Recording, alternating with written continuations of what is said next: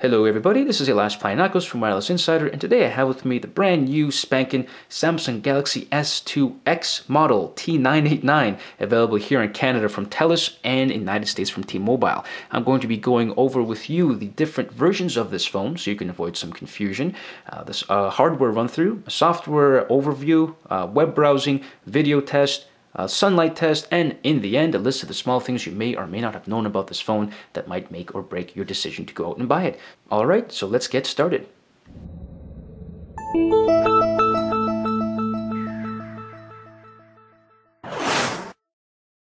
Alrighty, so to kick this off, just to avoid some confusion, I'd like to clarify a few things. This is the Samsung Galaxy S2X. Also known as the Samsung T989. This is not the Samsung Galaxy i9100. Keeping that in mind, there are several providers that do have this phone for sale. It looks very similar online, especially in photos. However, there are differences. For example, Sprint calls this phone the Samsung Galaxy S2 Epic 4G Touch. There is a difference. Sprint's phone is a 1.2 GHz dual-core processor. AT&T's version is also called the Samsung Galaxy S2, however, it has a 1.2 GHz dual-core processor and a 4.3-inch LCD touchscreen.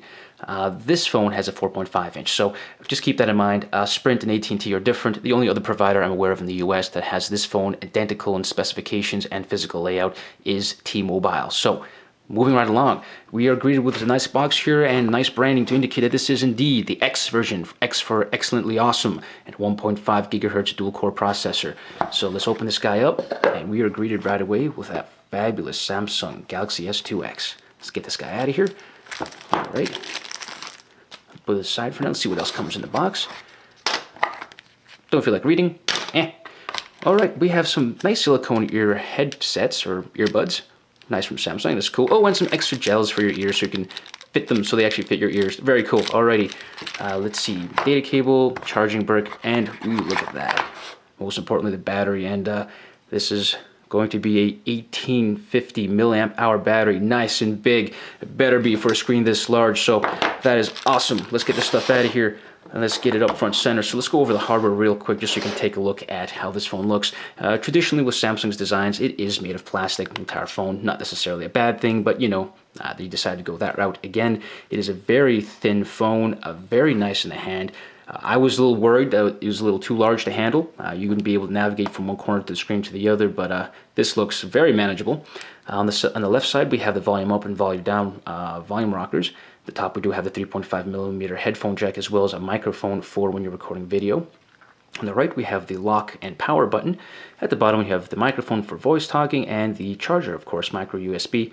The back is an 8-megapixel camera with a very bright LED flash. Just like to emphasize the very, and the speakers at the bottom, which is just at the lower section of the curved part of the phone. So what I noticed is when you put this down, if it is curved, it's not blocking or obstructing the speaker. Your music or your speakerphone conversations will go without a problem. Taking a look in the front, we have a 2-megapixel camera for front-facing conversations or pictures, the LED status notification, and the proximity sensor. We have our capacitive touch buttons down here, menu, home, back, and search. So, with that aside, let's go ahead and power on this phone. I got my trusty HTC phone right here. We're going to time this sucker to see how long it takes to turn on, and hopefully it will be very quick. Back plate's made of plastic, like we mentioned. Just comes off by prying it in the corner here, and in the back we have the SIM card slot and micro SD storage card slot. Let's pop this guy in here, and let's see what we've got. All right, alrighty. 3, 2, 1. All right, vibrated. So real quick specifications. Well, Samsung Galaxy S2X, aka T-Mobile or Telus here in Canada, does come with a dual-core 1.5 GHz processor with 1 GB of RAM, running Android 2.3.5. Very impressive specs here. Significant difference, it does take advantage of the dual-cell HSPA network here in Canada, so it does have theoretical download speeds of up to 42 megabits per second, which is different than the other providers elsewhere. So let's swipe this away. Media scanner, let me see, is it smooth? Yep, so pretty much is done once it just gets past the lock screen. 27 seconds. Look at that. Beautiful. Well, it better be that fast, right? Let's lock this guy. So it's 28 seconds to turn on from a battery pull. Let's go ahead and zoom on in a little bit here. All right. And we're greeted with this cool animated little germs eating other germs thing. White blood cells eat the white blood cells. All right, so of course you can tell it supports live wallpapers. Now let's go through the software navigation. Home screen traditional with Samsung and SenseUI, or sorry, TouchWiz 4.0. You are able to customize the home screens. If you pinch the zoom on the main screen, you are able to get access to all your home screens and move them around, which is very nice. There we go. So let's leave it the way it was. We can add, we can remove, make it customized to your liking. If we go into the software here, there are some really cool enhancements I just like to point out. If we go over here, you do have options to change the touch key light duration. Very smart, because everyone knows on most phones it'll time out way too quickly. By default it's 1.5 seconds. If you don't know where they are, oh, they disappeared. If it's nighttime, that can be quite a hassle. Here you can customize these touch buttons at the bottom to stay on for as long as you want. For 6 seconds, for the sake of this review, we'll do always on. And one thing to keep in mind, these buttons are very bright. At nighttime, I don't know if it translates to the camera, but you can see this far distance away. So these will technically blind you, but there's no excuse to miss the wrong button. If we go a little further down, let's see what else we have. A power saving mode. You can customize certain things like Bluetooth and Wi-Fi turn off at a certain point when the battery gets too low. Let's go ahead and see wireless network. I did want to show you this phone does indeed have near field communication, so you can take advantage of that. Let's go back. Applications, account, motion. It has similar features to HTC's SenseUI, where you can flip the phone over to mute a phone call, make use of the accelerometer and the gyroscope, all that, so you can have a very fun time when using this phone, as well as the ability to tilt to zoom and when in the gallery view or when you're on websites, and I'll show you that in just a moment. Let's go to pen, move icons. Okay, that's if it's on the home screen. And it's cool, they include a little tutorial, so if you're not too sure how to use it, they tell you exactly how it works. So very nice that they help out the beginners, And let's get out of here. Let's go ahead and let's see how the photo gallery looks. I have a few samples in here. Let's go into, let's go to downloads. My favorite audio rate. So let's check the quick rotation here. Very nice. Okie dokie. Zoom on in. Alright, so it rendered very quickly. To zoom in, just pinch to zoom, we all know that. But if you use 2 points of contact on the picture and you tilt the phone towards you, it will zoom in on where you have your fingers or your thumbs, which is very nice. Zoom away, just move the phone away from you. Kind of a gimmick, a little cool, so now you can differentiate yourself from everyone else out there, but hey, come on now, it's a nice little thing. You can always turn this feature off, but this comes in very handy on websites or if you just want to show someone something cool on your phone. So let's rotate again.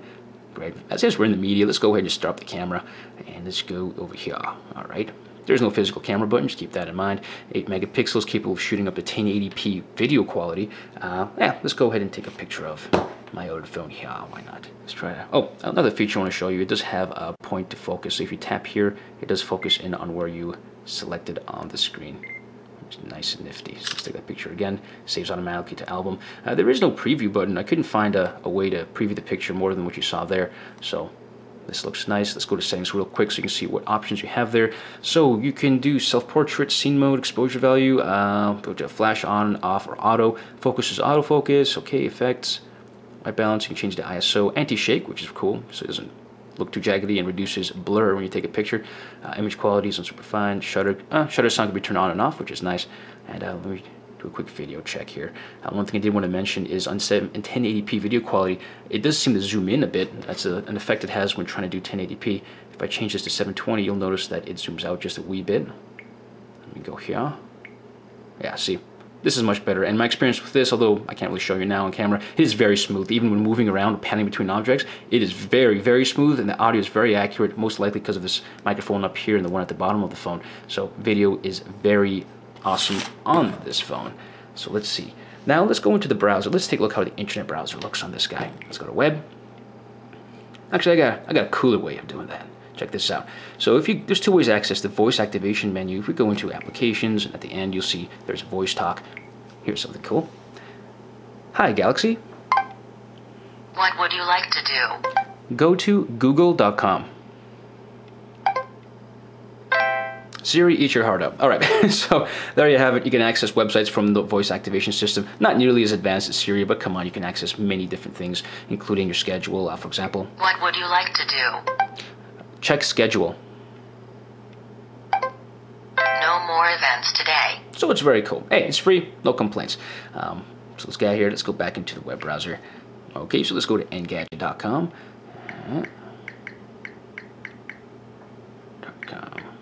Gotta say the keyboard's very nice on this. With a screen this big, it has to be, but you know, it's very tactile. It does have swipe, so I'll show you that in just a moment. Actually, I'll show you right now. Yeah. So swipe essentially means you can choose letters without moving your finger off the screen. So if I want to say hello, I just follow around, and when I let go, it automatically knows I want to complete that word. So enough of that. So here's their website. We put this down so I don't give you a headache. Mobile version, very smooth as you can expect. All right, real quick, let's go to desktop. Flash is on demand, so hey, if I see any Flash content, I'll click it to download it, but I don't know if they have any. Let's take a look. Loading. Oh, well, it's still loading. Let me try zooming in, scrolling. It's still loading, so let's see. Very quick text rendering.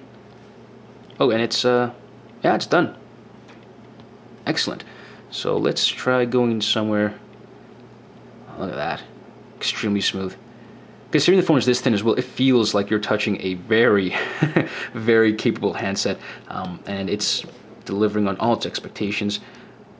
A little checkerboarding when you go too fast, but it's nothing to do with the content. I mean, this is crazy fast. Let's go over here, Xbox, okay. Zoom on in. All right, so we're in as close as possible. Take a quick look at the text there. No pixelization, no debris, nothing like that. And even when you're zoomed in all the way, let's try scrolling real quick. Excellent. It's keeping track of all the content on the website. It's all buffered. Very smooth, no lag. Excellent. Now let's try that cool pan zooming. So if you go like this, towards you, haha. Like this, yeah. Hours of fun right there, my friends. Okay, so let's go all the way to the top again. All right, and very quick to render text. All right. Very cool. All right, let's get out of here. Let's go to YouTube. It's, of course, pre-installed on the phone. Yeah, it's here somewhere. There you go. And let's go look at the 300 trailer just to get a good idea of video streaming capability and audio strength. Oopsie doodle. Let's go back there. 300. Very quick. All right, movie trailer. Let's increase the volume to maximum here.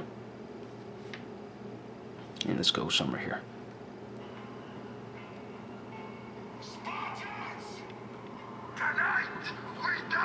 Okay, so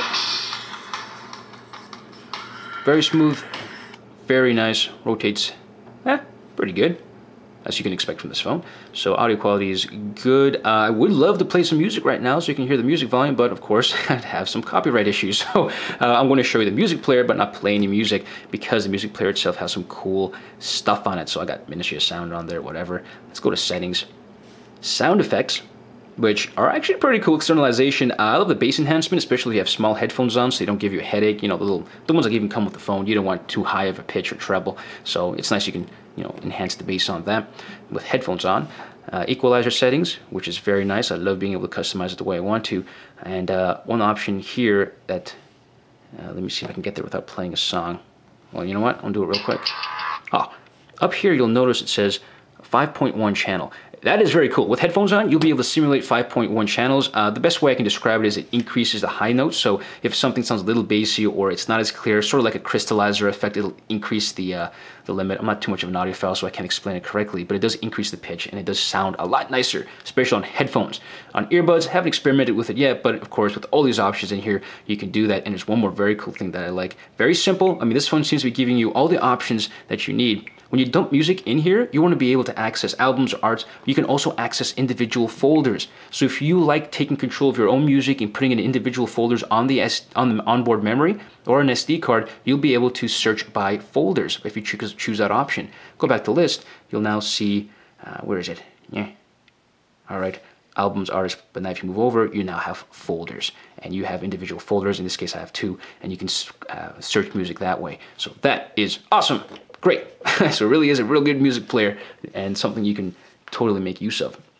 Another feature I like is small things, like even the calendar. You take a look, it's a black background, so it's very easy on the eyes. I mean, it doesn't blind you. Let's rotate that real quick.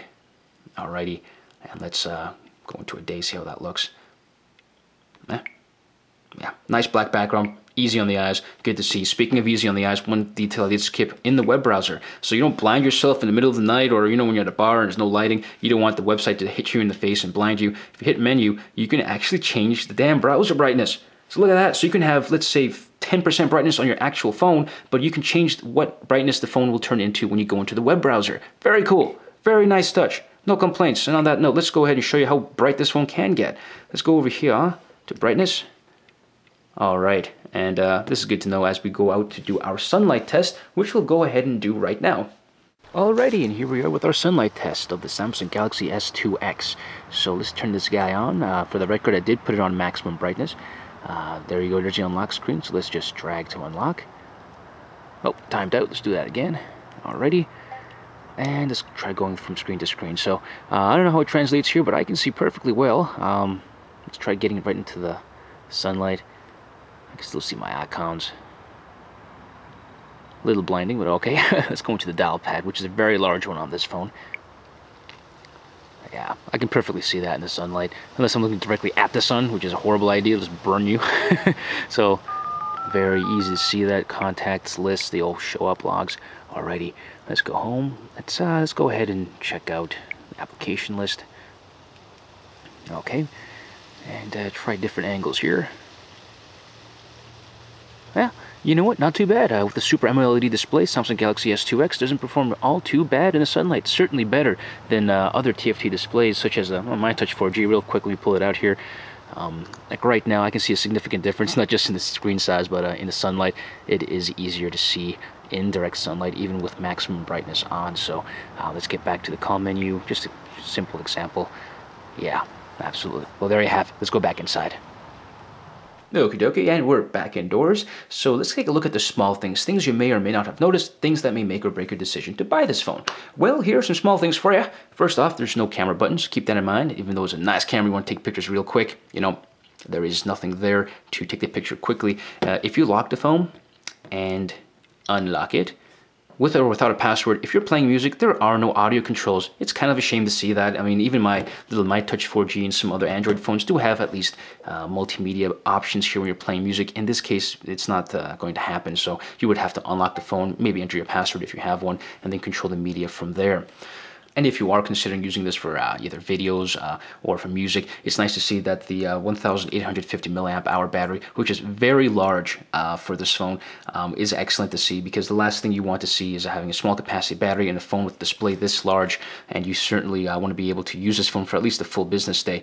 And as with most Android devices or any other touchscreen phones in general, you would have to charge it almost every day, so nothing really changes. I was able to get about 10 hours, let's say 9 or 10 hours of occasional use on moderate brightness, so that would be that's phase 1 on phase 2 brightness here, but it's nice to see that you can automatically change the brightness of the browser if that's what you use often, so that you can browse in medium to low brightness if you so choose, and not blind yourself in the middle of the night. Another small detail is this one, the Samsung Galaxy S2X does come with dual cell capabilities on the HSPA network. That's capable of doing 42 megabits per second download speed, so that is very important, a significant difference from other phones, including the Samsung Galaxy S2 i9100. So this phone is the best, the fastest, and pretty much the sexiest of all three of the available versions of this phone, including the one that does have a little different trackpad down there. I was concerned that the display would be too large, but that is not the case. It's easily manageable. I can easily navigate from screen to screen. The one thing I did notice is because the LCD is so close to the side of the phone, I don't know if you can see it there, very small, not just under a centimeter of distance, and the capacitive touch buttons are so close to the corners, sometimes I did find myself choosing options without even knowing. See, I somehow opened YouTube. Yeah. So unless you plan on getting a case for this, you may have to be just a little careful in how you hold it and how you use the phone, but all in all, an excellent phone, an amazing release. I was a little skeptical on the size and the capabilities, but after seeing how this bad boy performs and doing some practical tests, I am nothing but thoroughly impressed with the Samsung Galaxy S2X T989 from Samsung, available from Telus here and as well as T-Mobile in the United States. Well, that's about it. That wraps up this review. Again, this is Elias Planiakos from Wireless Insider. If you have any questions, comments, or anything like that, please leave them in the section below, and don't forget to comment and subscribe. And until next time, take care.